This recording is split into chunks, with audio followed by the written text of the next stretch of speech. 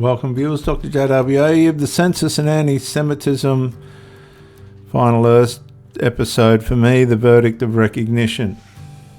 How will history remember a nation that condemned anti-Semitism while debating whether Judaism should remain visibly recognised on one of its own defining civic documents? Every documentary eventually arrives at its verdict, and this one arrives at a principle. The census debate was never simply about a religion question. It became a test of how democratic institutions express recognition. And throughout this series, one distinction has remained constant. Being counted is not necessarily the same as being publicly recognised. And statistics measure population. Recognition expresses belonging. I want to say that again. Statistics measure population. Recognition expresses belonging. The Australian Bureau of Statistics maintains that Jewish Australians can still record Judaism through the write-in process, and I'd love to know who personally decided that. And that fact remains part of the public record. I've never argued otherwise. My concern has been different. I argue that removing explicit recognition from the face of one of Australia's most important official documents carries symbolic consequences that cannot be separated from the national context in which the decision now exists. That context matters. Australia has experienced a documented rise in anti-Semitism.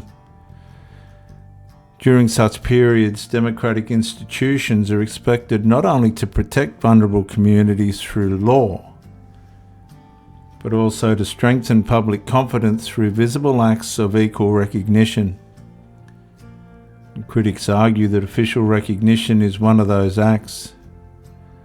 Whether the omission resulted from administrative judgment or institutional oversight, I contend that its public meaning deserves serious constitutional examination. Someone has to be accountable, because the underlying message is too great and too abusive.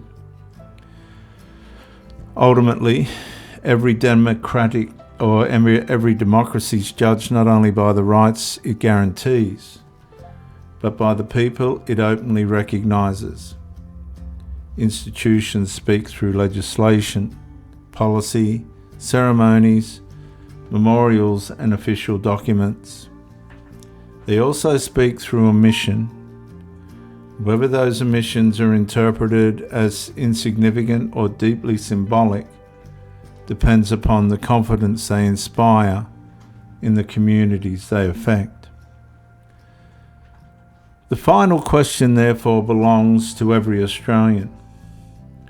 Should equal citizenship end with equal legal rights, or does it also require equal visible recognition by the institutions that represent the nation? In the case of Australia and the 2026 census, the Albanese government has failed to do that. The answer to that question will shape far more than the future design of a census. It will shape how Australia understands recognition for the Jewish people in its country,